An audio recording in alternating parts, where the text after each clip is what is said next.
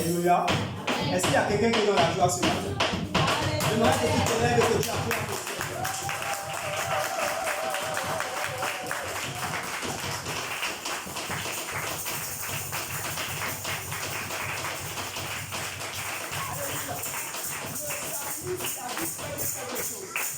Alors la Bible dit que lorsque je suis dans la maison de l'Éternel, c'est alors que je ne suis privé d'aucun bien.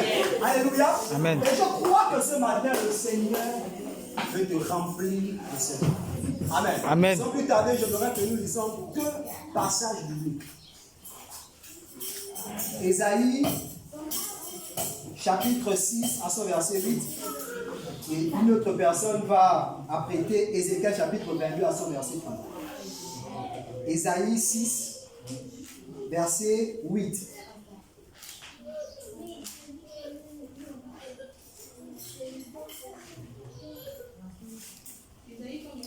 Chapitre 6, à son verset 8.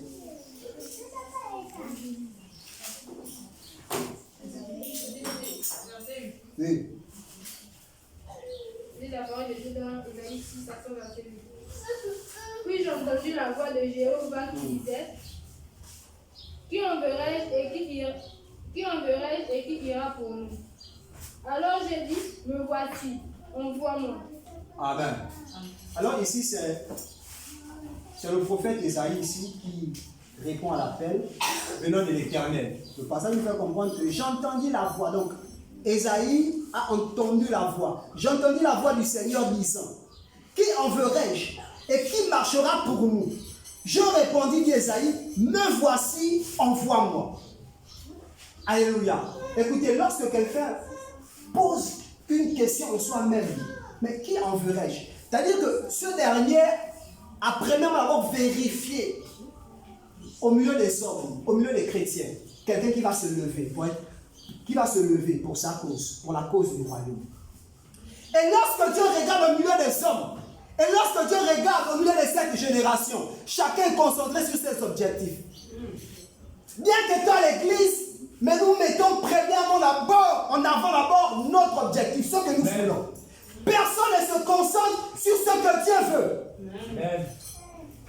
Et Dieu veut attirer notre attention ce matin. Dieu veut attirer ton attention et te dit: Qui en ferai-je? Qui parlera pour nous?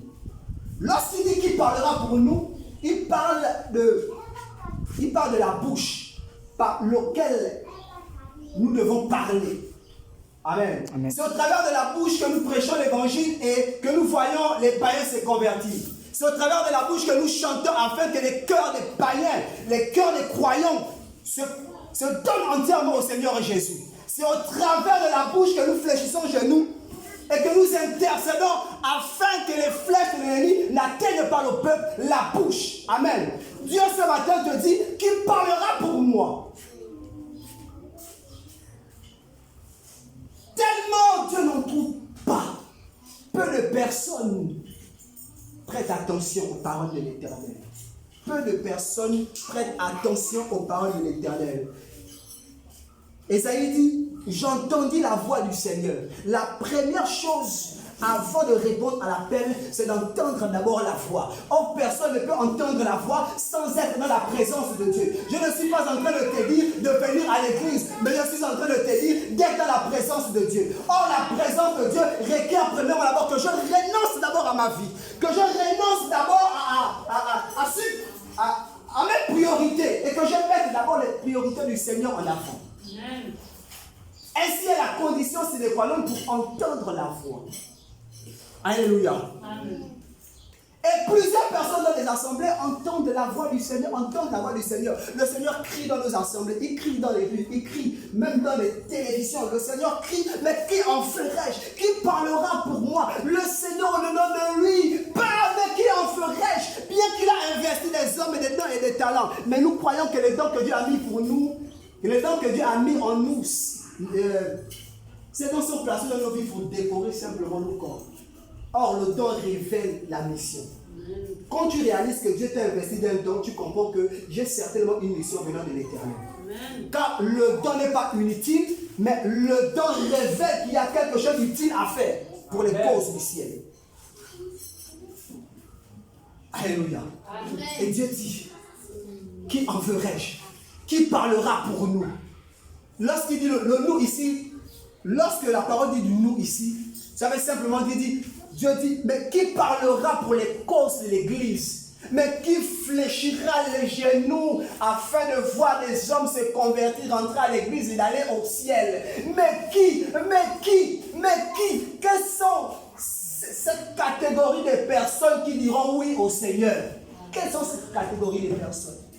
Nous sommes une génération des occupés. Chacun est occupé, chacun est occupé. Aujourd'hui, tu te lèves, tu prêches quelqu'un l'évangile, te dira que j'ai quelque chose d'abord à faire, d'abord chez moi. Dieu ne peut pas répondre à ton invitation. Certainement demain, mais Dieu te parle aujourd'hui et pas demain. Qui en ferai-je? Amen. Amen. Dieu a besoin de toi, frère. Le souffle de vie qui renouvelle chaque jour. La grâce qui renouvelle dans ta vie. Il renouvelle cette grâce à cause de quelque chose. Parce qu'il te veut. Parce qu'il a besoin de toi. Parce qu'il veut t'utiliser. Parce qu'il veut t'utiliser. Mais nous sommes une génération d'où nous aimons tellement nous focaliser sur nos problèmes. Personne d'abord ne cherche à voir le problème de Dieu. Or, le problème de Dieu, c'est de voir les hommes être sauvés. Alors, si tu comprends que le plus important d'abord, c'est de renoncer d'abord à mes problèmes et de m'occuper des problèmes de Dieu, cela m'amène à répondre d'abord à la paix. Alléluia. Jésus pouvait dire à un homme de me suivre. Cet homme pouvait dire, Seigneur, non, laisse-moi d'abord aller ensevelir. Laisse-moi d'abord aller ensevelir mon Père. En autre terme, laisse-moi d'abord me réjouir des choses du monde. Laisse-moi d'abord me réjouir des choses du monde. Laisse-moi d'abord expérimenter d'abord l'amour du monde. Laisse-moi d'abord entretenir l'ambiance que me procure le monde. Et nous refusons l'appel qui est sur notre vie tout en réalisant. Nous manquons de réalisme. Peu de personnes réalisent que l'appel c'est une grâce.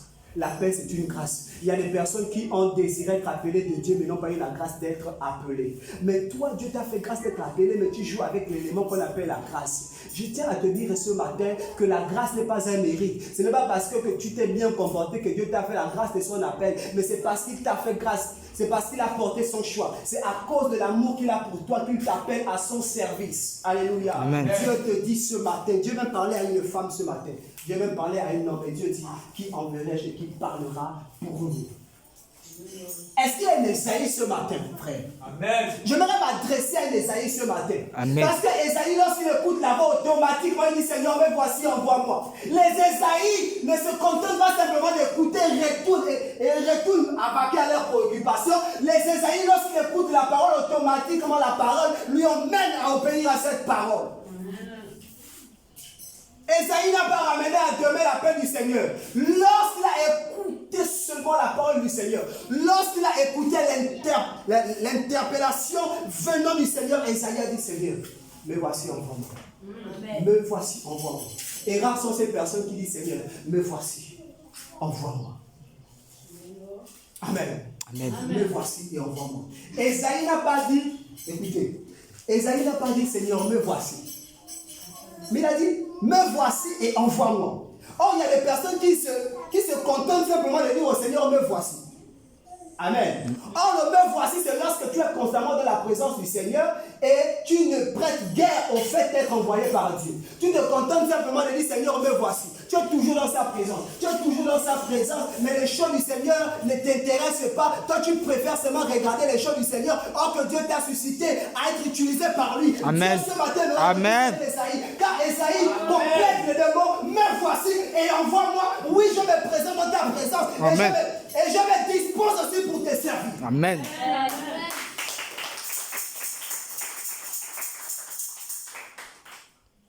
Alléluia. Amen. Mais Dieu a besoin d'un Esaïe. Dieu a besoin d'une Esaïe ce matin. Je vais te dire que l'heure est sur le point d'être achevée. Il n'y a plus assez de temps. Le retour de Jésus est imminent. Dieu cherche les personnes qui se lèvent et qui parleront pour lui. Dieu cherche des personnes qui fléchiront gémir afin d'intercéder pour l'église, afin d'intercéder pour les païens, de sorte que les païens se convertissent. Dieu cherche quelqu'un. Dieu cherche quelqu'un. Dieu cherche quelqu'un, une seule personne seulement. Et certainement c'est toi. Et certainement c'est toi. Mais c'est à toi de dire oui ou non. Dieu ne veut pas t'imposer de le servir. Mais Dieu te propose. Soit tu dis oui, soit tu dis non. La Bible dit que j'ai mis devant toi la vie et la mort. Mais vu que Dieu t'aime, il te dit choisis la vie. Et la vie c'est défini comme étant le fait de répandre dans la paix. Amen. Alléluia. Dieu ne t'appelle pas à servir un bâtiment. Non, non. Dieu t'appelle à le servir. Amen. Or, le service du bâtiment te fera en sorte que tu sers parce qu'on t'a mis la pression de le faire. Mais si tu sers le Seigneur, tu mettras de ton cœur, tu mettras de ta passion, tu mettras une détermination à cause du fait que tu aimes Dieu.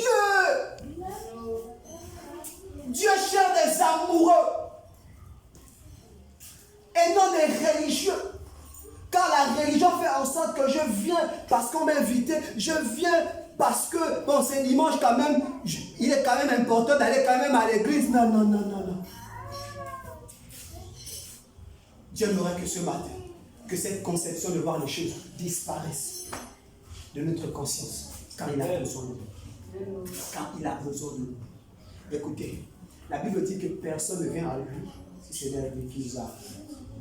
Le fait que tu es là ce matin définit que Dieu t'appelle, frère. Définit que Dieu t'appelle. Si le Seigneur t'a attiré en ce lieu, c'est parce qu'il t'appelle. Mais c'est à toi de dire oui ou non. Qui parlera pour nous? Qui enverrai-je? Qui parlera pour nous? Amen. C'est-à-dire, Dieu se rend compte combien de fois les païens ne font que mourir dans le monde. Dieu se rend compte combien de fois les orphelins souffrent dans des orphelinats du fait qu'ils ont été rejetés. D'autres ont des parents, mais ils ont été rejetés par leur famille, obligés d'aller dans des orphelinats. Mais étant dans l'orphelinat, ces derniers n'ont pas l'amour maternel qu'il leur faut, l'amour paternel qu'il leur faut. Mais Dieu t'a choisi toi afin qu'au travers de toi, il démontre aux païens, il démontre aux orphelins qu'il essaie. Et c'est toi le choix qu'il a choisi. Alléluia. Il y a des païens, frère. Il y a des païens qui sont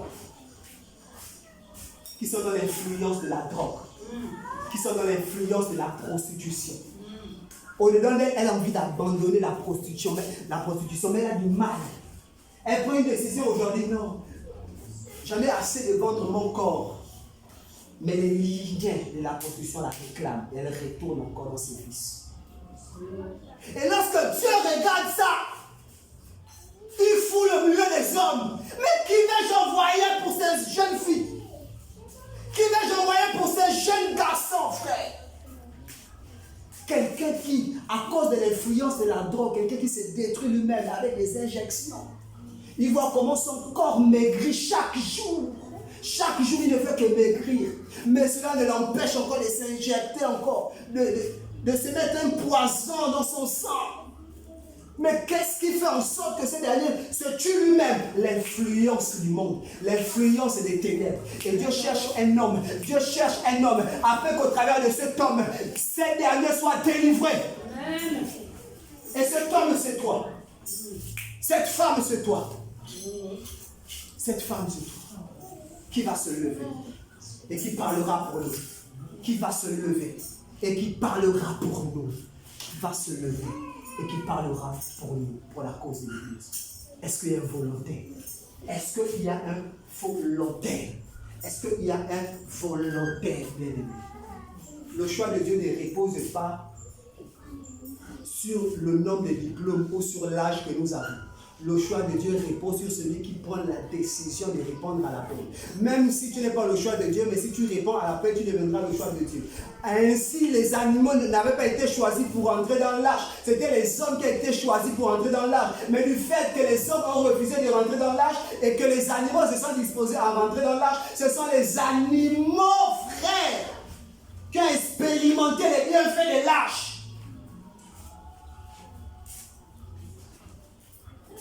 Alléluia. Amen. Ouais. Dieu ne regarde pas ton âge. Dieu ne regarde pas à ce que tu as. Même si tu n'es rien, Dieu regarde au choix dû à l'interpellation qui a été donnée. Est-ce qu'il y a quelqu'un qui répond à cette interpellation? Est-ce qu'il y a quelqu'un? Est-ce qu'il y a quelqu'un qui prend l'initiative de se lever? Amen. Amen. J'aimerais parler, avant de parler des gagnants d'âme, j'aimerais parler des intercesseurs. J'aimerais que nous ouvrons nos Bibles en Ézéchiel chapitre 22, verset 30.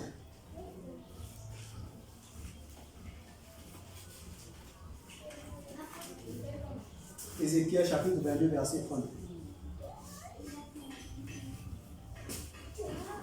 Je lis la parole de Dieu dans le livre d'Ézéchiel 22, verset 30.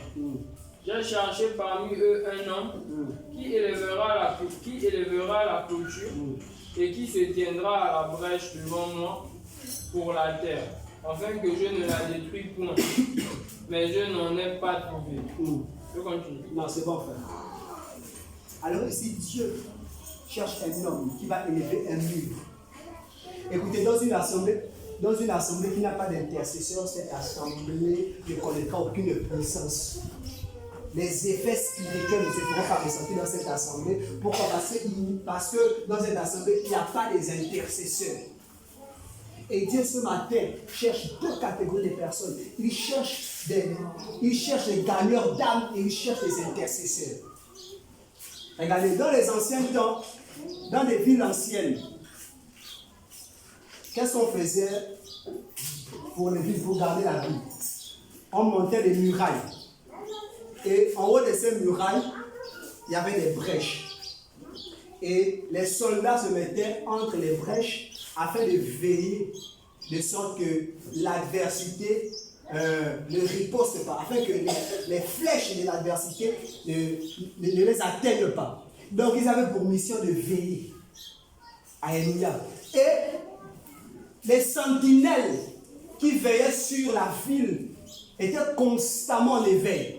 Donc ces derniers ne laissaient même pas issue à la paresse, ne donnaient même pas une issue à la fatigue. Ils étaient constamment en éveil parce qu'ils savaient que si je ne veille pas, il y a certainement une flèche qui passera et qui risque d'atteindre un membre du peuple. Voilà pourquoi les sentinelles étaient constamment en éveil. Or, la sentinelle, c'est celui qui a reçu le fardeau de l'intercession. Je tiens à te dire que l'intercession, écoute, je tiens à te dire que le fardeau de l'intercession,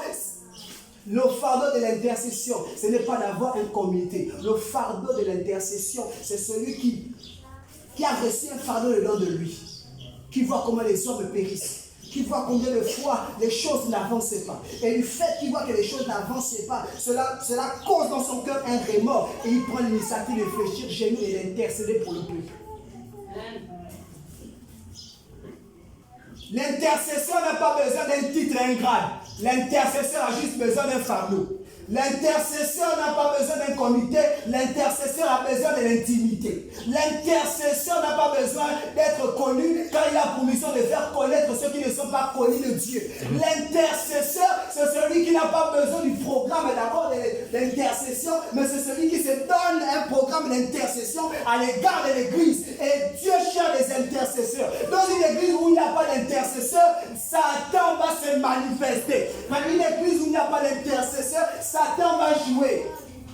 La religion nous amène à comprendre qu'un intercesseur, c'est celui qui est constamment aux réunions d'intercession et qui prie. Non, l'intercession, c'est bien moi le vie. L'intercession, c'est comme cette sentinelle qui veille sur la brèche. C'est quelqu'un qui est constamment en éveil. C'est quelqu'un qui cherche constamment des fardeaux afin de glorifier Jésus. Frère, cette église a besoin des intercessions. Parce que Dieu veut nous emmener à un autre niveau, frère. Dieu veut nous emmener à un autre niveau. Dieu veut nous emmener à une autre dimension. Dieu veut que nous déployions les ailes. Mais pour que cela se fasse, il faut une génération des intercesseurs. Amen.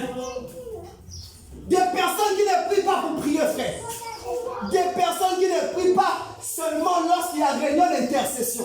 Mais des personnes qui réalisent que si je ne prie pas, il y a quelqu'un qui va mourir. Des personnes qui réalisent que si je ne prie pas, il y a un païen qui va réussir son cœur qui va se convertir. Des personnes qui ont reçu le fardeau de l'intercession et qui réalisent que s'ils ne réfléchissent pas mes genoux, le diable va gagner du terrain. Amen. Et Dieu cherche des intercesseurs, frère, pour cette assemblée. Des intercesseurs pour cette assemblée. Une assemblée où il n'y a pas d'intercession. Lorsque tu viens à l'église, les gens sont constamment toujours froid. On peut chanter, on peut prêcher. Mais si l'intercession ne se lève pas, le feu ne va pas s'allumer. Amen. Il faut des intercesseurs pour démarrer les événements, frère. Des personnes, lorsqu'ils prient, son cœur est dans la prière. Ses pensées dans la prière. Son âme est dans la prière. Il prie tout en voyant le culte prendre une autre dimension. Avant même que le culte commence, il est déjà à l'église. Pourquoi? Parce qu'il veut que ce culte soit un culte spécial. Il veut voir Dieu toucher les hommes. S'il n'y a personne qui répond au fardeau, de l'intercession, les choses ne vont pas bouger dans l'église. Une assemblée où il n'y a pas d'intercession, le feu de Dieu va diminuer. Et le feu étranger va grandir dans l'église. Or, le feu étranger révèle la présence de Satan. Une église où il n'y a pas d'intercession, la crainte de Dieu va diminuer dans l'église. L'amour du Seigneur va diminuer dans l'église. Les hommes auront comme le découragement même de venir à l'église. Pourquoi? Parce que c'est une église où il n'y a pas de personnes qui ont levé des murs, où il n'y a pas de personnes qui sont sur la brèche afin de veiller aux flèches de l'ennemi. Dieu a besoin des intercédeurs. Dieu a besoin des hommes qui fléchissent leurs genoux et qui intercèdent pour pouvoir les hommes être sauvés. Alléluia. Écoutez, l'intercession n'a pas besoin d'être prophète pour connaître le futur. Tellement il parle avec Dieu que Dieu le révèle constamment les problèmes des hommes. Tu sais pourquoi Dieu ne te révèle pas les problèmes de ta famille? C'est parce que tu ne pries pas pour ta famille.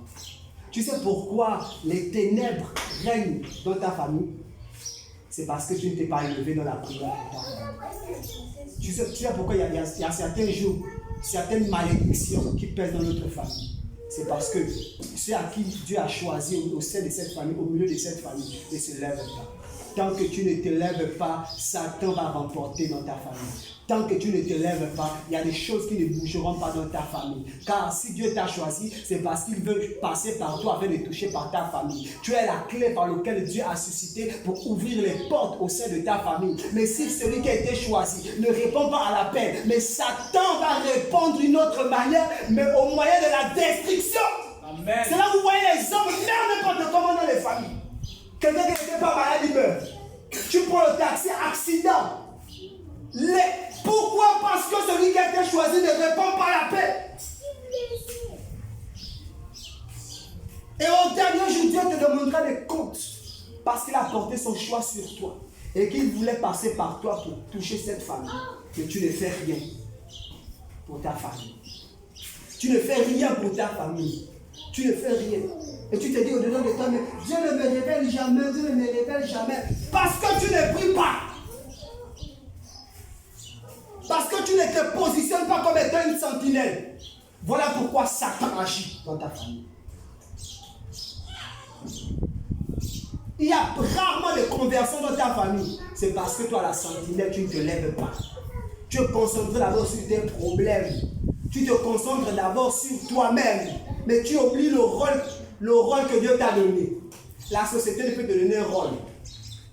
Ouais, tu peux laisser ce rôle-là. Mais tous ceux qui ont reçu une mission venant du Seigneur répondront au refus de la mission. Le dernier jour, au jour du jugement. D'où il est important que lorsque tu sais qu'il y a quelque chose en nous, réponds à l'appel. Dieu ne va pas te forcer, mais Dieu va te donner des comptes le dernier jour. Dieu a besoin de grâce. Dieu a besoin de personnes qui se lèvent de la marche. S'il n'y a pas d'intercesseur, il n'y aura pas de zélés pour l'évangélisation. Parce que le zèle de l'évangélisation commence d'abord dans le lieu secret, au travers des personnes qui ont le fardeau dans l'intercession. Tellement Tellement ces derniers qui ont reçu le fardeau pour l'intercession prient, intercèdent, lèvent les murs, veillent constamment. Que Dieu va nous mettre un feu dans l'église.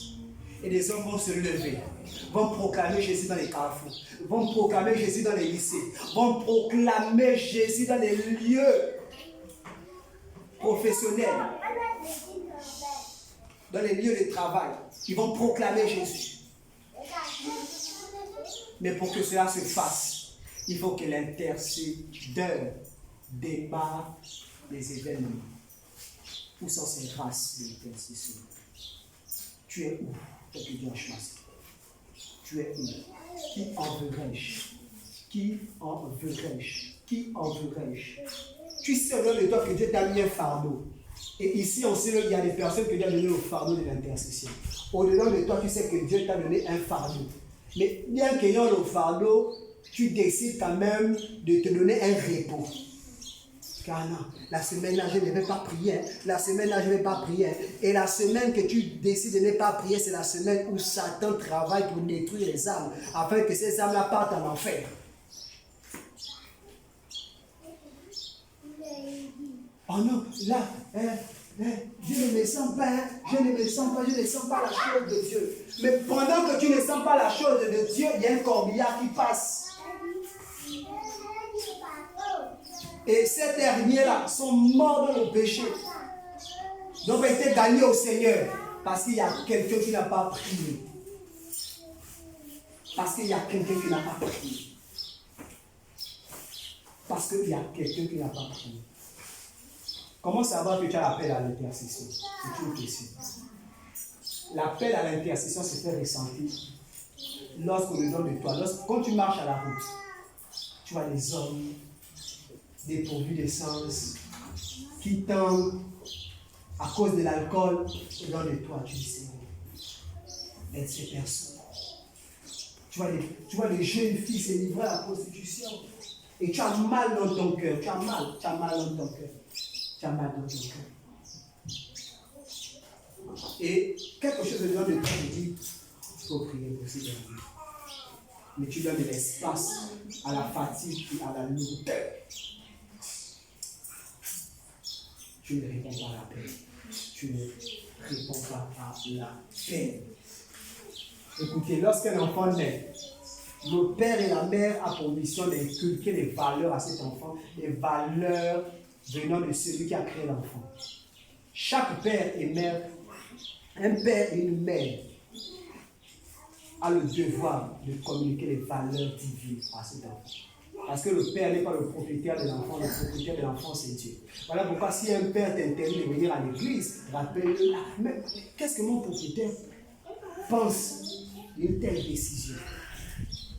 Surtout lorsque tu as la paix, surtout lorsque Dieu t'a investi. Parce que dans le temps, tu sais que, voilà, la décision que mon père a prise, que ma mère a prise, peut avoir des répercussions pour ma foi. Alors tu pries pour que Dieu puisse nous. L'appel à l'intercession. Et pendant que je prêche, je vois des personnes qui ont l'appel à l'intercession. Je vois des personnes qui ont l'appel à l'intercession. L'appel à l'intercession. L'appel à l'intercession. L'appel à l'intercession.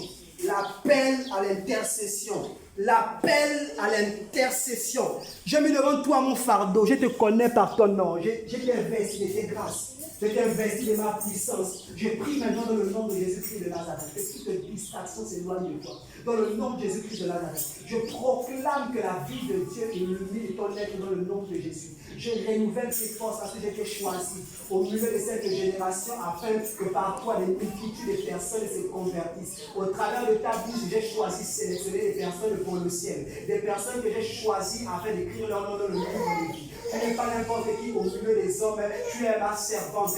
Tu es ma servante. Reçois l'enfant de Dieu.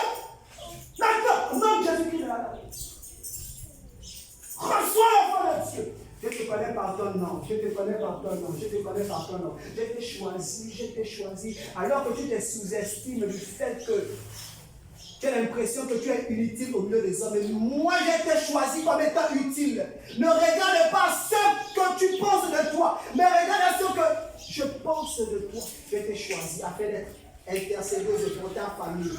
Tu es celle à qui j'ai placé mon choix. Au travers de toi, il y aura un réveil familial. Au travers de toi, il y aura quelque chose qui se fera dans ta famille. Crois en moi. Celui qui croit en moi verra la gloire de Dieu. Celui qui croit en moi verra la gloire au nom de Jésus. Au nom de Jésus. Tu te rends compte que dans ta famille, Satan a gagné du terrain. Et le fait que Satan a gagné du terrain doit t'emmener à te lever. Tu as été certainement interpellé. Et tu as pris des initiatives, des engagements pour les causes du Seigneur. Mais le Seigneur aimerait que tu renouveles d'efforts parce que Satan s'est levé pour la cause de Dieu. Des personnes qui n'attendent pas l'heure du culte, mais qui viennent avant l'heure du culte afin de démarrer les événements. Mais si dans une église où l'heure c'est 9h30, mais nous allons tous à 10h, mais Satan déjà est venu en avant pour déstabiliser l'œuvre. Ce qui fait en sorte que lorsque nous venons à l'église, il y a comme une lourdeur. Parce que Satan connaît l'heure du programme et Satan vient avant l'heure pour s'aimer la zizanie. Et toi qui as reçu l'appel à l'intercession, tu comprends que si l'heure c'est 9h, je n'ai même à 8h30 afin de démarrer les événements. Dieu a besoin de nous, frères. Dieu veut une église puissante. Dieu veut une église puissante. Mais il faut que nous nous levons. Il faut que nous nous levons. Il faut que nous nous levons. Il faut que nous nous levons. Il faut que nous nous levons. Il faut que nous nous levons. Dieu a besoin également des gagnants d'âme. Dieu a besoin également des gagnants d'âme. Il dit, mais qui parlera pour nous? Mais qui parlera pour nous? Mais qui parlera pour nous? Un gagnant d'âme n'attend pas d'avoir le programme d'évangélisation pour évangéliser. Et là, moi-même aussi, je m'inclus à l'intérieur. Dieu a besoin que nous répondons réellement à l'appel. Dieu a besoin que je réponde réellement à l'appel de gagner les âmes, frères. Tu n'as pas besoin d'attendre avant le programme pour aller gagner les âmes. Quand tu sais au-dedans de toi, quand tu sais comme moi que tu as reçu l'appel pour gagner les âmes, tu comprends que ta bouche est un instrument pour parler de la part de Dieu. Ta bouche est un instrument qui doit véhiculer la parole de Dieu. Et tu n'as pas besoin d'un programme. Quel est ton bilan de la semaine? Combien de personnes as-tu prêché l'évangile? Combien de personnes ont accepté le Seigneur par toi? Depuis que la nouvelle année a commencé, tu as prêché l'évangile à combien de personnes? Tu as prêché l'évangile à combien de personnes? Dieu ne t'appelle pas à convertir les âmes, mais Dieu t'appelle à parler pour la conversion des âmes. Plus tu places le filet, plus tu as les chances de gagner en masse les âmes pour le Seigneur. Mais plus tu prêches l'évangile rarement, plus aussi il va être difficile pour toi qu'une âme se convertisse. Parce que la conversion des âmes vient au travers des personnes qui ont compris l'importance de parler. Lorsque tu te lèves, lorsque Dieu renouvelle son souffle dans ta vie, tu comprends que si Dieu a renouvelé le souffle de vie dans ma vie, c'est pour que j'agis pour sa cause. Et quand tu te réveilles d'abord, avant de mettre d'abord ton programme du jour, mets d'abord le programme du jour pour la cause de l'Éternel. Et si tu as reçu l'appel pour gagner les âmes, tu comprends que je ne peux pas faire un jour sans parler de Dieu. Je ne peux pas aller au grand village sans parler de Dieu. C'est comme un pêcheur qui va pêcher dans un lac rempli de poissons, mais qui décide de pêcher avec le doigt et qui laisse sa canne à pêche. Quand tu es dans un endroit où il y a des païens et que toi tu es chrétien, tu comprends que Dieu veut que tu parles.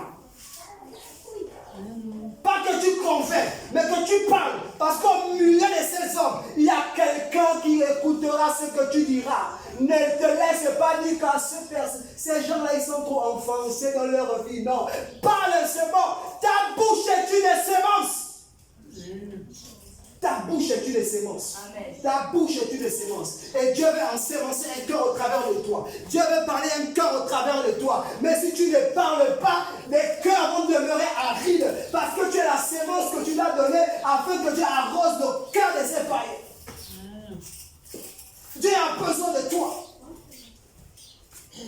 Pour gagner les âmes, tu n'as pas besoin d'un programme.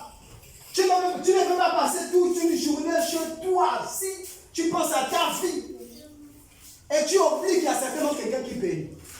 Même quand tu pars chez le Malien et que le Saint-Esprit t'interpelle que celui qui est à côté de toi là ne le connaît pas. Dis-le quelque chose venant du Seigneur. Dis-le quelque chose venant du Seigneur. Dis-le quelque chose venant du Seigneur. Nous allons tous partir, et sur le chemin, nous allons croiser beaucoup de païens. Peu de personnes vont prêcher, vont donner même une seule parole pour le Seigneur. Et nous disons que nous aimons Dieu. Et nous disons que nous aimons Dieu. Et nous disons que nous sommes des amoureux de Dieu. Et on refuse d'intervenir à l'égard des problèmes de Dieu. Le problème de Dieu, c'est que les hommes ne veulent pas se convertir. Et Dieu compte sur nous afin que ces hommes se convertissent. Mais pour que ces hommes se convertissent, Dieu aimerait utiliser toi. Il faut que tu répondes à l'appel. Il faut que tu répondes à l'appel. Il faut que tu répondes à l'appel parce que Dieu te veut. Dieu te veut. Laisse d'abord les passions de la jeunesse. Laisse d'abord ces choses-là qui t'empêchent de te donner au Seigneur. Ces choses-là ne vont pas t'aider, mais ces choses-là vont te garder vont te garder dans le monde. Et si la mort te trouve dans le monde, tu vas en enfer tout en ayant eu l'appel du Seigneur. Sors d'abord de la distraction qui t'empêche de te focaliser à l'égard des choses de Dieu. Parce que écoutez, Satan connaît les appelés. J'ai dit, Satan connaît les appelés. Les rois mages qui étaient des magiciens savaient qu'il y avait une étoile. Et ils connaissaient que l'étoile va forcément les indiquer vers le roi. Et un sorcier a la capacité de te regarder et d'identifier l'étoile de Dieu en toi. Et Satan connaît au travers de la marque de Dieu en nous que nous sommes les appelés. Et Satan va te placer dans la distraction afin que tu ne répondes pas à l'appel. Non, nous ne voulons pas être une église ambiancée. Mais nous voulons être une église qui travaille pour les causes du royaume. Que rien ne t'empêche de travailler pour Dieu. Que rien ne t'empêche de travailler pour Dieu. Que rien ne t'empêche de travailler pour Dieu. Je ne sais pas le péché auquel tu es accroché. Mais tu comprends que tu dois te débarrasser de ce péché parce que Dieu t'appelle à le servir. Je tiens à te dire ce matin que Dieu te veut. Que Dieu te veut. Renonce à tout ce que le monde t'a donné et décide de dire oui au Seigneur parce que Dieu te veut. Il a besoin de toi. Il a besoin de toi, frère. Il y a des personnes qui ne font que mourir parce que tu n'as pas encore parlé. Il y a un cousin qui a du mal à se convertir, c'est parce que tu n'as pas encore parlé. Il y a une tante, un oncle qui perdure dans sa vie, c'est parce que tu n'as pas encore parlé. Et si ces derniers meurent dans leurs conditions, Dieu va te demander les comptes. Parce que tu as le choix qu'il a choisi pour emmener la conversion de ses hommes. Dieu te veut. Ne le fuis pas. Ne le fuis pas. Réponds à l'appel. Ne fuis pas. Ne fuis pas Dieu. Dieu te veut. Dieu te veut. Dieu veut que tu répondes à son appel. Car il a besoin de toi. Car il a besoin de toi. Car il veut t'utiliser, frère. Car il veut t'utiliser, ma soeur. Il est important que nous répondons à l'appel de Dieu. Il cherche un homme qui parlera pour lui. Qui en veut-je? Qui en veut-je? Et qui parlera pour nous. Il y a pendant que je partais au travail, il y a eu une grande pluie qui m'a trouvé sur le chemin du travail. Et sur cette pluie, j'ai eu l'initiative de m'abriter quand même dans un petit hangar. Et pendant que j'étais là, abrité sous cette pluie intense, j'ai vu une jeune fille, bien mouillée, avec son sac à l'eau. Ni le sac, pas ce qui est dans le sac, ni le sac, elle est trempée sur cette pluie. On était à 4. Elle est venue à vers nous. Voyez comment je suis. Je vais vous parler de Jésus-Christ de Nazareth. Waouh! Waouh! Je dis waouh! Waouh! Elle n'a pas la parole que tu as, mais elle a le sel que tu n'as pas. Comment ces personnes qui n'ont pas la parole mais sont plus scellées que toi? C'est anormal, il faut que tu te réveilles. Comment les personnes qui n'ont pas été bien enseignées sont zélées? Cette jeune fille avait, je pense, 14 ans ou 15 ans comme ça, ou 16 ans. Mais elle n'a pas regardé aux circonstances du temps. Elle a regardé à la peine qui était sur sa vie. Que oui, je suis certainement jeune, mais Dieu m'a appelé. Et si la conviction me vient, même en pleine pluie, je prêcherai l'évangile. Elle n'a pas regardé aux hommes qui étaient là. Il n'avait aucune honte. Jésus, je suis venu vous prêcher la parole. Ah! Vous pouvez dire à ce que Dieu dit, oui, tu veux prêcher la parole. Oui, je prêche la parole. Mais l'église est juste là à côté. Là. Pendant que vous êtes là, vous abritez, j'aimerais d'abord que vous venez vous abriter à l'église. Alléluia. Non, venez d'abord à l'église. Mais la soeur, on part déjà au travail. Venez d'abord vous abriter à l'église. Il y a quelque chose. Alléluia. Mais ici, nous sommes une génération. Tu viens d'après d'écouter l'évangile, de gagner les âmes, tu prêches quelqu'un l'évangile, que Jésus-Christ t'aime. Est-ce que tu connais Jésus? Oui, je connais Jésus. Oui, sois béni. Tu continues ton chemin. Que tu ne sais pas si réellement il connaît Jésus. C'est anormal, c'est anormal. Un musulman, frère, 4 heures du matin, il prie déjà. Allah. Pourtant, il n'ira pas au ciel, mais il est constant dans son programme et les prières. Mais toi que Dieu a choisi pour prier, pour faire rentrer les hommes au ciel, tu n'as guère. Tu ne prends pas, tu ne donnes pas de l'importance à ces choses. Tu ne donnes pas de l'importance à parler des choses de Dieu. Lorsque tu veux prêcher l'évangile, tu prêches l'évangile avec un esprit de religion. Mais bon, ça fait une semaine que je n'ai pas prêché l'évangile. Je dis quand je veux parler quand même avec une personne. Tu n'as rien compris. Quand Dieu te regarde, quand Dieu nous regarde, ceux-là, ils sont de la religion. Ils sont de la religion. Et quand tu vas parler quelqu'un dans un état, dans un état religieux, frère, le païen ne va pas se convertir. Non. Parce que ce n'est pas notre bouche qui convainc.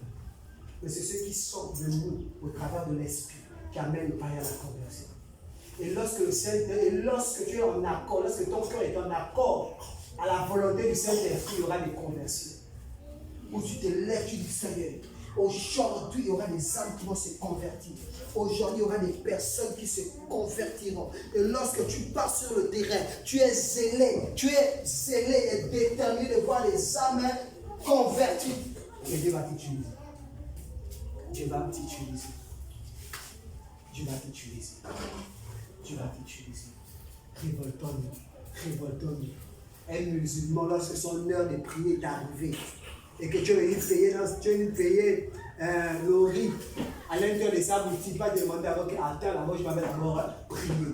Et un chrétien qui a une boutique, et que le Saint-Esprit te dit que prie un peu pour quelqu'un qui est garé, prie un peu pour quelqu'un qui ne connaît pas encore Dieu. Tu vas dire, ah, Saint-Esprit, attends, moi je vais avoir mettre les 2000 là là-bas, et après, je vais venir intercéder pour les païens. C'est anormal. Comment ceux qui partent en enfer sont zélés d'aller en enfer tout en sachant qu'ils ne partent pas en enfer? Mais toi qui sais que ce que tu fais te dévance au ciel, que tu n'es pas zélé pour ces choses-là. Nous regardons trop à notre vie. Nous devons nous abandonner. Nous devons nous abandonner pour les choses de Dieu. Nous devons nous abandonner pour les choses de Dieu. Dieu a besoin de toi. Dieu a besoin de moi. Dieu a besoin de nous. Qui enverrai-je? Qui enverrai-je?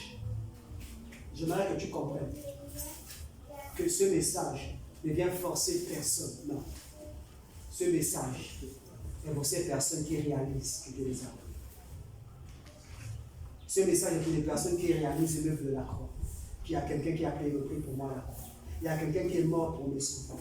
Mais comment vais-je refuser quelqu'un qui a tant souffert à la croix pour moi? Je vais quand même le dire non, alors que lui m'a dit oui à la croix.